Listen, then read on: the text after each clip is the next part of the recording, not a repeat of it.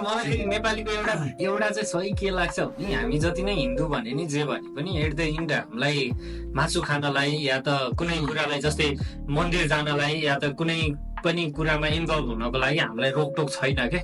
हामी जहाँ पनि जान सक्छौँ जे पनि गर्न सक्छौँ